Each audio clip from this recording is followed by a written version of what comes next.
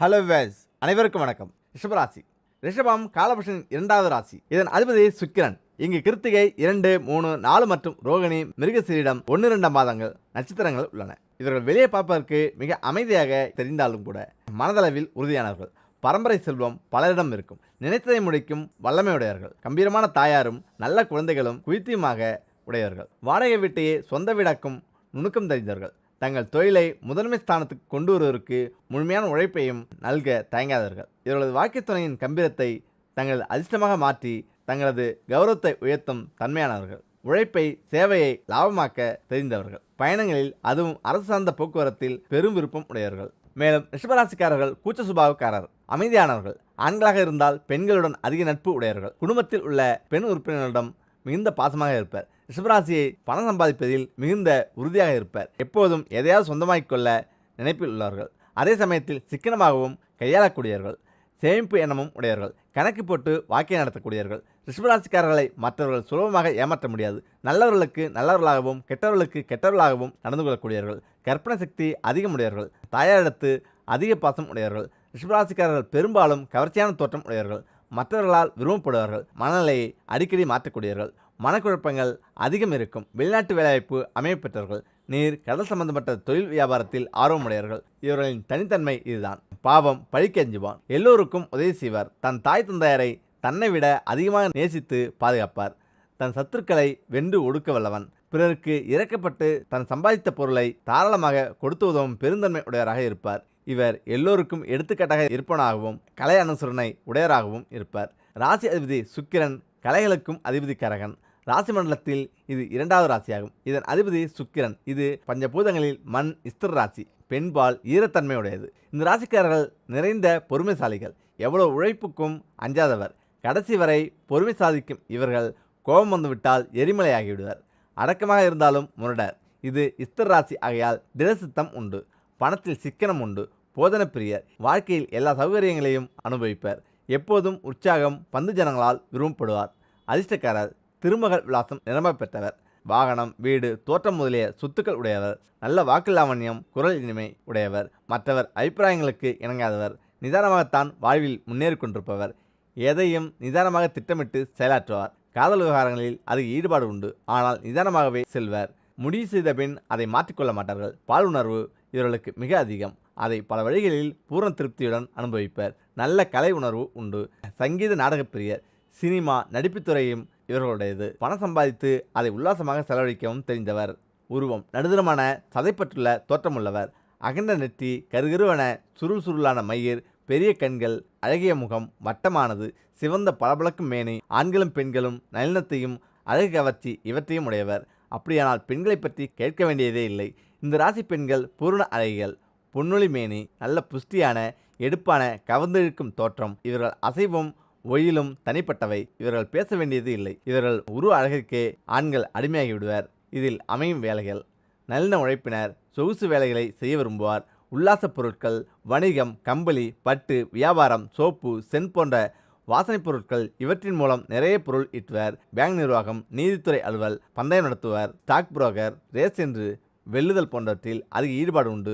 உழவு, விவசாயம் இவற்றிலும் இவர்களுக்கு லாபம் உண்டு என்பதை இவர்கள் ராசி மன்ராசி ஆகையால் இந்த ராசியின் உருவம் காளை என்பதில் இருந்தே தெரிந்து கொள்ளலாம். ரிஷபம் மிகவும் பிடிவாதமான ராசிகளில் ரிஷபராசி முக்கியமானவர்கள். இவர்கள் யாருக்கும் எந்த நெகிழ்வுத்தன்மையும் அல்லது திறந்த மனப்பான்மையும் இல்லாமல் இருப்பர்.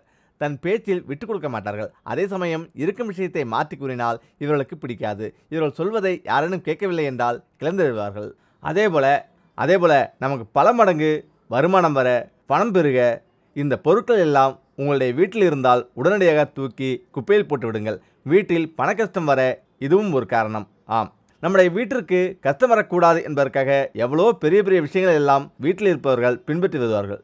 ஆனால் சில்லறைத்தனமாக சில விஷயங்களை செய்துவிட்டு தரித்திரத்தை அவர்களே தேடிக்கொள்வார்கள். இப்படி சொல்வது தவறுதான். ஆனால் வேறு வழி கிடையாது.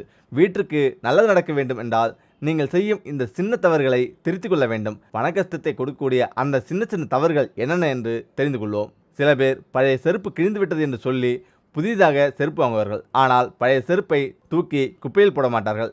என்றாவது உதவும் என்று பழைய செருப்பை ஒரு அட்டைப்பெட்டியில் போட்டு வீட்டில் வைத்திருப்பார்கள். இது ரொம்ப தவறு. புது செருப்பு வாங்கியவுடன் பழைய செருப்பை உடனடியாக தூக்கி குப்பையில் போட வேண்டும்.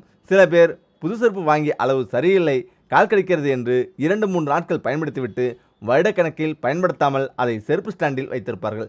இதுவும் தரித்திரத்தை உண்டாக்கக்கூடிய செயல்தான். ஒருவர் ஒரு முறை பயன்படுத்திய சிறப்பாகவே இருந்தாலும் அதை மற்றவர் பயன்படுத்தக்கூடாது என்பதும் குறிப்பிடத்தக்கது. அடுத்தபடியாக காஸ்ட்லியாக வாங்கிய ஷோபா, டேபிள், டைனிங் டேபிள், சேர் என்று நம்முடைய வீட்டில் நிறைய பொருட்கள் இருக்கும். அந்த பொருட்களில் ஏதேனும் ஒரு சின்ன உடைச்சல் வந்திருக்கும். அந்த பர்னிச்சரில் அமர்ந்து எழுந்தாலே கீச்சு கீச்சு என சத்தம் வரும். இப்படிப்பட்ட உடைந்த பர்னிச்சர் நம் வீட்டில் இருக்கக்கூடாது. அதை உடனடியாக சரி செய்ய வேண்டும். அப்படி இல்லை என்றால் அதை உடனடியாக மாற்ற வேண்டும். சில பேர் வீட்டில் கட்டில் கூட இப்படி சத்தம் வரும். அதை என்னென்று பார்த்து உடனடியாக சரி செய்யுங்கள். துடைப்பம், ஒட்டடக்குச்சி, மாப்பு, பாத்ரூம் கழுவக்கூடிய பிரஷ் இவை எல்லாமே பழையதாகிவிட்டால் உடனடியாக புதுசு வாங்கி விடுவார்கள்.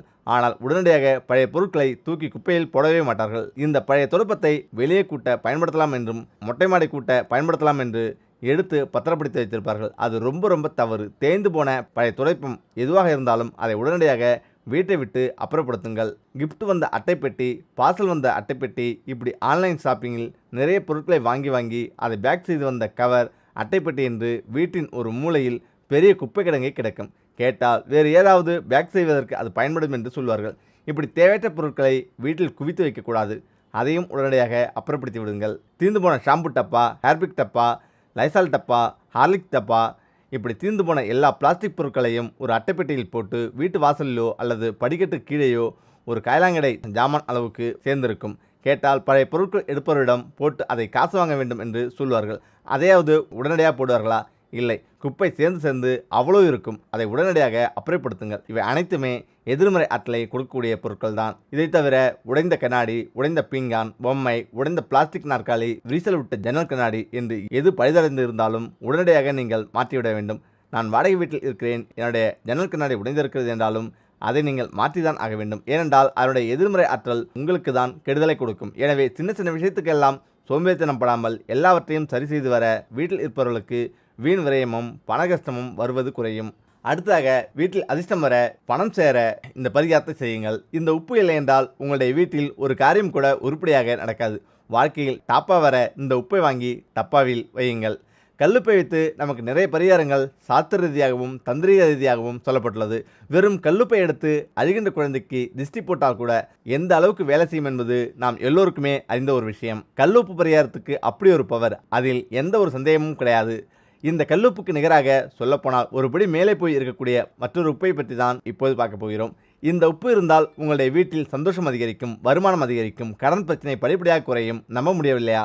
இந்த பரிகாரத்துக்கு பயன்படுத்தக்கூடிய அந்த உப்பு எந்த உப்பு தெரியுமா? இந்துப்பு, இமாலயன் ராக் சால்ட் என்று ஆங்கிலத்தில் சொல்வார்கள். பெரும்பாலும் நிறைய மளிகை கடை, டிபார்ட்மெண்ட் ஸ்டோரில் இந்த உப்பு கிடைக்கிறது. இந்த உப்புக்கள் உப்பு போல ஒவ்வொரு வீட்டிலும் கட்டாயம் இருக்க வேண்டும். இந்த உப்பு சமையலுக்கு பயன்படுத்தலாம், தவறு கிடையாது. பிங்க் கலரில் இருக்கக்கூடிய இந்த உப்பு நிச்சயமாக உங்கள் வீட்டில் ஒரு பிரகாசத்தை கொண்டு வரும். இந்த உப்பை வைத்து எதுவுமே செய்ய வேண்டாம். வெள்ளிக்கிழமை அன்று இந்த உப்பை பணம் கொடுத்து வாங்கிக் கொள்ளுங்கள். வாங்கிய உப்பை கொண்டு வந்து ஒரு பீங்காஞ்சாடியில் கொட்டி சமையல் அறையில் கல்லுப்பு பக்கத்திலேயே வைத்துக் கொள்ளுங்கள். தேவைப்படும் போது எடுத்து சமையலுக்கு பயன்படுத்துங்கள். இந்த உப்பு ஜாடிக்கு அடியில் ₹1 நாணயத்தை வைக்க வேண்டும். மனப்பூர்வமாக வேண்டிக் கொள்ளுங்கள், பிரார்த்தனை செய்து கொள்ளுங்கள். எனக்கு இருக்கும் பண கஷ்டம் எல்லாம் தீர வேண்டும் என்று. உப்பு தீர ஜாடியில் வாங்கி நிரப்பிக்கொண்டே இருங்கள். எந்த ஒரு அதிகப்படியான பண தேவை என்றாலும் நாம் கடன் வாங்க வேண்டிய சூழ்நிலையில் தான் இன்று இருக்கிறோம். உதாரணத்துக்கு பிள்ளையின் படிப்புக்கு காலேஜ் ஃபீஸ் கட்ட வேண்டும் என்றால் கூட பணத்திற்கு அடுத்தவர்கள் கையை எதிர்பார்க்கக்கூடிய சூழ்நிலை. அவசர மருத்துவ செலவு, அவசரமாக வேறு ஏதாவது செலவு என்றாலும் கடன் வாங்க வேண்டிய சூழ்நிலை. அதாவது பெரிய அமௌண்ட் தேவை. 1 லட்சம் 2 லட்சம் தேவை என்றால் உடனடியாக என்ன செய்வோம்? அடுத்தவரிடம் கடன் வாங்குவோம். சில பேர் ₹1000 கூட கையில் இல்லாமல் கஷ்டப்படுகிறார்கள். கடன் வாங்கக்கூடாது என்றால் என்ன செய்ய வேண்டும்? நிறைய பணத்தை சேமிக்க வேண்டும், சம்பாதிக்க வேண்டும். அதற்குண்டான வழிகளை பார்க்க வேண்டும். அந்த பணம் உங்களிடம் தங்க வேண்டும். அப்படி தங்க வேண்டும் என்றால் இந்த பரிகாரங்களை செய்யுங்கள். உங்களுக்கு அதிர்ஷ்டம் எப்பொழுதும் இருக்கும். உங்களுடைய முயற்சிக்கு இந்த பரிகாரம் ஒரு முன்னேற்றத்தை கொடுக்கும்.